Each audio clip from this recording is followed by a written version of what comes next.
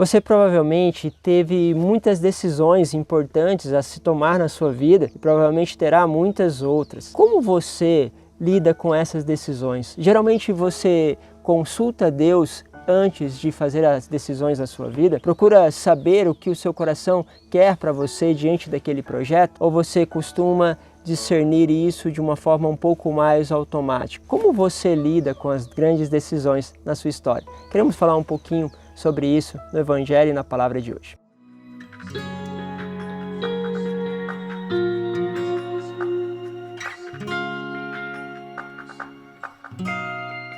Em nome do Pai, do Filho e do Espírito Santo. Amém. Não se esqueça aí de acompanhar a gente todos os dias e colocar o seu like, comentários, compartilhar para que esse vídeo possa chegar a muitas outras pessoas. Queremos agradecer a todos vocês que já têm um tempo que estão aqui e que têm realmente respondido a esse chamado a poder compartilhar e a comentar sobre esses vídeos. Meus queridos, hoje nós vamos falar sobre Lucas, no capítulo 6, do versículo 12 ao 19. E a palavra começa assim: E passou a noite toda em oração a Deus. Qual foi a última vez que você passou a noite toda? Isso é um desafio. Nós também da comunidade fazemos este caminho aqui de passar a noite uma vez por mês, a noite toda com o Senhor. E é exigente. Às vezes alguns nem conseguem ir até o final da noite por causa de toda a exigência, porque o trabalho, as coisas continuam muitas vezes no outro dia. Estamos falando aqui de Jesus que passa a noite toda e no outro dia, ao amanhecer, segue a palavra, chamou seus discípulos e escolheu 12 dentre eles, as quais deu os nomes de apóstolos. E ali continuou o seu ministério normalmente, passou a noite toda, sacrificou-se, cansou, mas no outro dia continuou. Quantas vezes a gente vê experiência de pessoas que vão nas nossas vigílias e que no outro dia vão trabalhar. E algumas delas vão dizendo assim: Padre, mas é impressionante, eu vou trabalhar e parece que aquele cansaço não aparece durante o dia. E parece que eu sou revigorado diante da vigília. E eu percebo que quando acontece isso, aquela pessoa ela teve uma experiência onde ela repousou, descansou na palavra. É lógico que também, de acordo com o caminho de cada um de nós, outros vão ser realmente chamados ao Senhor pelo sacrifício. Vai vir aquele sono, aquele peso, aquele cansaço, e aquilo tudo é um oferecimento de amor a Deus. Porque naquela noite há um oferecimento, não daquilo que se sobra, mas daquilo que se tanto precisa. E como não se precisa de dormir, de descansar, então você oferece aquilo que também é importante para você. É como aquela viúva que realmente tira de nós, nos desconcerta diante da sua atitude. Ela deu tudo o que tinha para viver, no sentido de que ela deu aquilo que era necessário. E o sono é uma coisa necessária para a sobrevivência humana. Não podemos ficar vivos se passarmos longos períodos sem dormir. O corpo já começa a responder. Mas ali é um oferecimento de algo necessário. No outro dia a vida continua normalmente, mas há um desejo: estar com Deus. Estar com Deus diante das decisões que eu tenho que tomar no meu dia a dia, decisões importantes, são fundamentais. Fundamentais porque são em meio a essas vigílias que Deus dá uma intuição, que Deus diz uma palavra ao coração, que Deus fala através de uma leitura que você pegou naquela vigília, ou até mesmo Deus te confirma naquele passo que você sente de dar. Mas quantas vezes você deixou se levar, se conduzir para este encontro com o Pai? E aí, dentro de você, brotar algo novo. Nós estamos falando aqui de uma decisão onde o Senhor tinha os seus discípulos, que eram 72, que saíram da multidão e agora se tornariam 12, que seriam os apóstolos. Depois ele ainda vai selecionar de uma forma mais profunda 3 que vão estar junto com ele nos momentos mais importantes.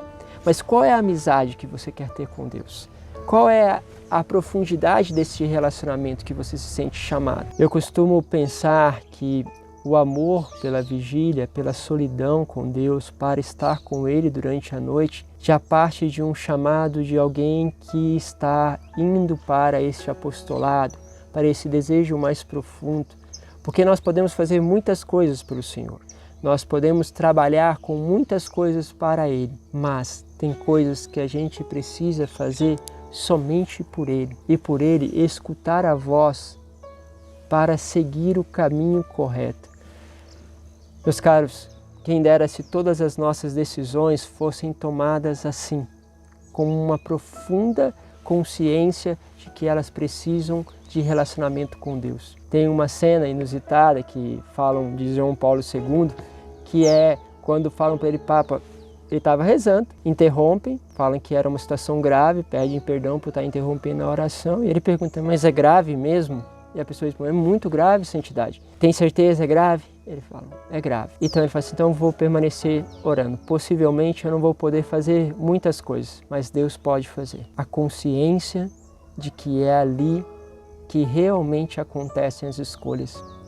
As escolhas verdadeiras não acontecem simplesmente no ato. As escolhas verdadeiras acontecem no ato de comunhão com Deus. E é na comunhão com Deus, no relacionamento com Deus, é que tudo vai sendo gerado. E aquilo que talvez não tenha as ferramentas necessárias, as melhores pessoas, porque talvez você tenha aí na sua igreja não tenha as melhores ferramentas, talvez no seu ministério não tenha as melhores ferramentas, e nem interiormente você tenha as melhores ferramentas, mas aí com a comunhão com Deus, as coisas vão encontrando o seu lugar. Termino com a palavra de São Paulo da primeira leitura, em sua carta aos Efésios, que diz o seguinte, já não sois estrangeiros, nem migrantes, mas co-cidadãos dos santos, sois da família de Deus, vós fostes integrados ao edifício que tem como fundamento os apóstolos e os profetas, e o próprio Jesus Cristo como pedra principal. Entende? Você está sendo integrado a isso, você está dentro de um edifício espiritual, mas sem relacionamento você não pode entrar nesse edifício espiritual. E aí continua, é nele que toda a construção se ajusta e se eleva. É nele que tudo aquilo que você está construindo e aquilo que você constrói, ainda mais em nome da igreja, é que realmente se ajusta, se eleva a um outro nível. Porque quando você percebe que aquela decisão foi tomada em Deus, na escuta com Deus, podem vir as dificuldades, mas elas terão um outro olhar para você. E aí ele diz ainda, para formar um templo santo no Senhor, e nós vamos sendo então formados nesse templo santo. E vós também sois integrados nesta construção para vos tornardes morada de Deus pelo Espírito Santo. Entende? Você se torna morada de Deus. Louvado seja Deus por isso. Pense um pouquinho sobre isso, sobre as suas decisões e veja para onde você deseja ir.